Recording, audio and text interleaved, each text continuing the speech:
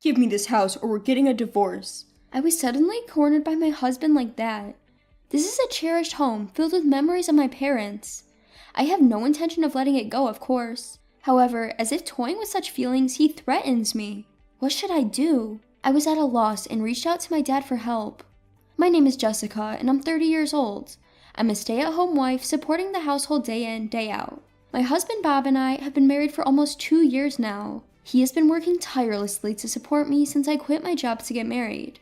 But after the death of my father-in-law, my mother-in-law decided to move into our apartment, and our ordinary daily life collapsed in an instant. Surprisingly, I was informed about my mother-in-law's move the day before she was to live with us.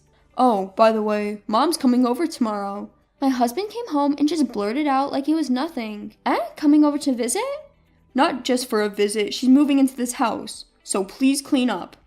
Moving in? Mother-in-law living in this house? Dad's gone, so it's only natural, right? Otherwise, Mom will be alone back home. Looking back, I felt something was a bit off about my husband's way of thinking at the time. Usually, a husband would discuss such a thing with his wife first, but in my case, it was decided before I even knew it. As my husband said, my mother-in-law arrived with a huge amount of baggage the following afternoon. "Hello, mother-in-law, it's been a while, please come in." I greeted her, but for some reason, she looked displeased. "Wait, Jessica, aren't you supposed to pick me up from the station?" Well, I didn't know what time you'd arrive." "You're supposed to call me and ask, aren't you? You're so thoughtless." I'm sorry. That's why I can't rely on you." Grumbling to herself, my mother-in-law plopped herself down on the sofa, as if she owned the place. The next day, her snide comments began. It starts right after my husband leaves for work. "Jessica, why are you so laid back doing the dishes? Laundry should be the top priority in the morning?" "I'm sorry, I'll do the laundry as soon as I'm done with this." "I'm telling you, you got the priority wrong. In this house, once you've had breakfast, the first thing to do is laundry." "Even if you say so." "Just keep quiet and do as I say. It's rude for a daughter-in-law to talk back to her mother-in-law. I wonder how you were brought up." I also have my own routine for the day, but why can't she understand that? It's not like I'm refusing to do anything. It seems that my mother-in-law simply doesn't like the way I do things. Even when I do as she says, she finds something to complain about, especially when it's just the two of us during the day. One day, I came up with a secret plan to end living with my mother-in-law. The plan was to move into a house that my father had given me. My parents decided to start living in the countryside when my father took early retirement a few months ago, so they gave me the house they had been living in. Fortunately, we don't live far from the apartment we're currently in, and there was already talk of moving to a house in the near future. To continue living with my mother-in-law, even for a tough old bird like me, was reaching a breaking point. If that was the case, I'd prefer to move out sooner rather than later, just the two of us, my husband and I. With this in mind, I decided to make a proposal to my husband right away. "Bob, do you have a moment? I'd like to discuss something." A discussion? What's going on? "You know that house my father gave us? How about we move there?" "Oh, that house? We did talk about living there eventually, but why so sudden?" "Well, I'm not getting along so well with your mother." "What? My mom hasn't mentioned anything like that." "Anyway, I find it too hard to keep living with your mother, so I'm seriously considering moving." "I see. Well, it's not far away, and my mom can continue to live in this apartment." Surprisingly, my husband readily accepted the idea of moving. He spoke with my mother-in-law about this, and within a week, we were ready to move. Honestly, I thought she would put up more of a fuss, but she readily agreed to let us move. Not only that, she saw us off with a huge smile on her face. "Bob, Jessica, see you around." "I'm sorry for moving out so suddenly." "It's fine, you've got your father's house, right? How wonderful." "Thank you. Please feel free to come and visit us." "Well, it's not far from here. Make sure to drop by regularly, Jessica." "Yes, I will." After some formalities, we headed to our new home. I was relieved deep down. I no longer have to put up with my mother-in-law's sarcasm. Now we can live freely again. I was ready for opposition, but I'm glad I had the guts to bring it up to Bob. However, that wasn't the end of it. While I felt a weight lift off my shoulders being away from my mother-in-law, my husband started coming home late. Not only was he late, but there were also days when he didn't come home at all. He wasn't working overtime or at a bar, he was visiting his mother. "My mom needs me," my husband would say, but it was happening too often. He'd go eat over there without telling me, or he wouldn't come home for a whole day. Because of this, my daily routine was falling apart. Something had to give. One day, I confronted my husband. "Bob, don't you think you're not coming home too often?"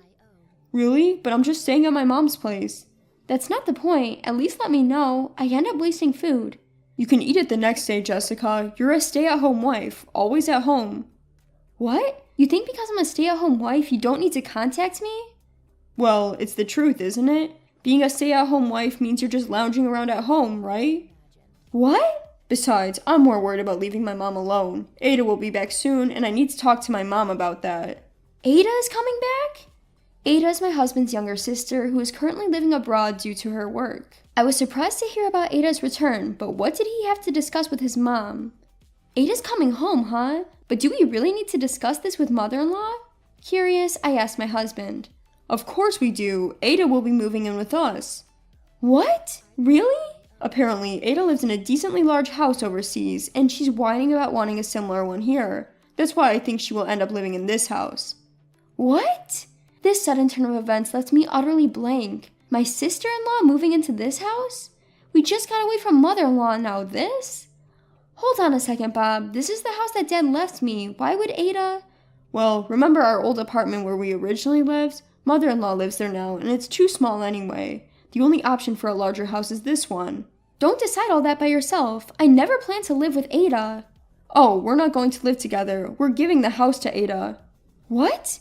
What are you saying? Listen, we're moving back in with mother-in-law. Ada can have this house and live here freely. Bob's complete disregard for common sense almost made me lose my balance. Despite me repeatedly saying I didn't intend to live together, Bob finally snapped. Will you knock it off already? We're able to live because of me, so just keep quiet and listen. Stop joking. This is the house I inherited. Why would Ada... This house is too good for you to live in, right? Ada has been living overseas for a while now, and I promised her a large house. I can't back out now. I don't care. I'm not okay with this. All you do is complain. Forget it. Cool off. I'm going back to mother-in-law's for a while. With that, Bob slammed the door and left the house. Left alone in the room, tears welled up in my eyes. Why does he decide everything on his own? This is my cherished inherited house, and he's giving it to my sister-in-law? This isn't a joke. Every day, I received messages from Bob asking, "Have you reflected on this yet?" And, "You should come back here too, you know." Each time I had to reply, "I won't back down." Then one day, running out of patience with my stubbornness, Bob called me in a fit of rage. "Jessica, when are you coming over here?" "I've told you many times, I'm not going there and I have no intention of giving this house to Ada." "Enough. I've already told Ada. She's coming back this week. Don't make a fuss." "Don't decide things on your own. This is the house I inherited from Dad. It's mine now. Why should I give it up for your family?" "Who do you think you're talking to? Mother-in-law is angry. Don't piss us off more." "What about my feelings? Ignored." Bob sounded very frustrated, heaving a big sigh over the phone. Then he dropped a bombshell. "If you can't listen to me, we're getting a divorce. Get out by tomorrow and leave the house to Ada." That's when it happened. My love for him chilled instantly. The way he threatened me with divorce was downright disgusting, unforgivable. Ignoring my feelings and threatening me with divorce?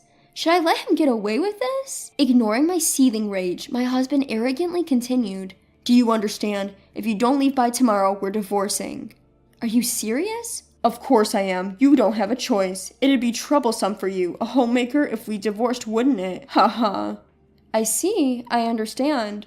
"Glad you do. Ha ha. So you better move over here quickly too. My mom's all excited to educate you. Ha ha." And with that, my husband unilaterally ended the call. Afterwards, I explained the situation to my dad and decided to enlist his plan to execute a certain plan.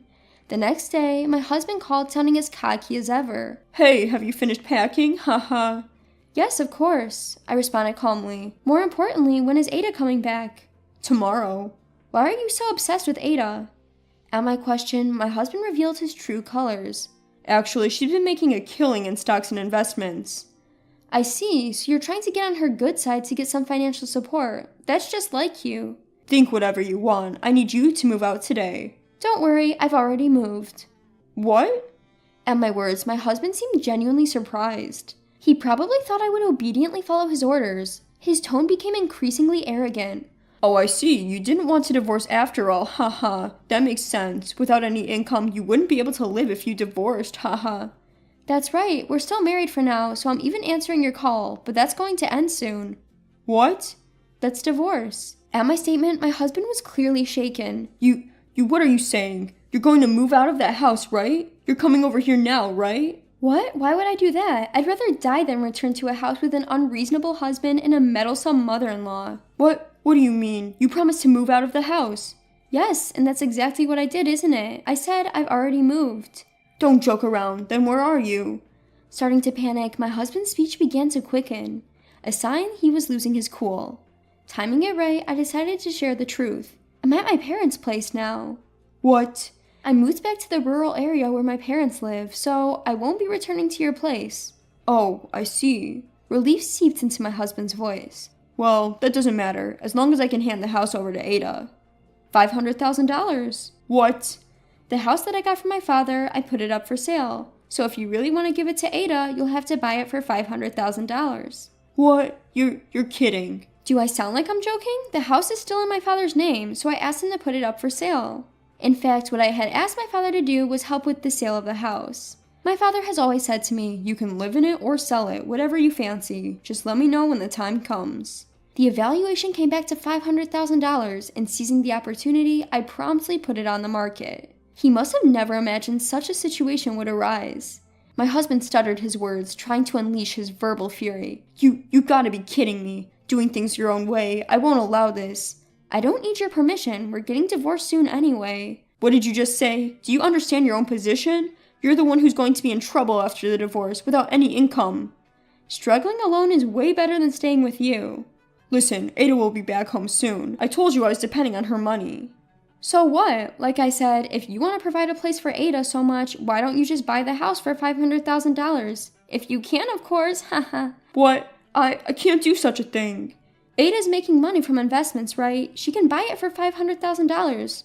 No matter how rich Aita is, she can't go that far. My husband only had excuses, showing no signs of apology, let alone humbling himself. Seeing that any further conversation would be a waste of time, I decided to give him a piece of my mind. I don't have the time to deal with you, foolish mother and son. Did you think threatening me with a divorce would make me obediently hand over the house? If you thought I'd do whatever you say because I'm a housewife, you're greatly mistaken. Hey, calm down. I am calm. The one who should be panicking now is you, isn't it? I'm not going to just go along with what you guys say. I absolutely refuse to continue being family with you guys any longer. Stay out of my life forever. Go to hell with your beloved mother, you jerk. I shout out loud enough for the neighbors to hear and hung up the phone. Of course, I immediately blocked his number, cutting off all means of communication with my husband. I then visited a lawyer I knew and requested a divorce mediation with my husband. It took some time, but I was able to divorce him due to his faults. He still seems to be living in the condo with his mother-in-law. About the return of my sister-in-law, they couldn't prepare a big house in the end, and she angrily flew back overseas yelling, "This is not what we agreed on!" The ex-husband's plan to ask for financial assistance from his sister-in-law, who had been making money from investments, ended up failing miserably. Nowadays, it seems they're just scraping by with the alimony to me and the living expenses for his mother-in-law. As long as he continues to live with his demanding mother-in-law, it seems unlikely his life will improve. On the other hand, I've been living peacefully in the countryside with my parents since moving. Just recently, thanks to a recommendation from a neighbor, I was able to get a job as an office worker at a small orchard. I now earn a decent income. For a while, I plan to live here. I'm going to stay as close as possible to my parents in order to repay their kindness.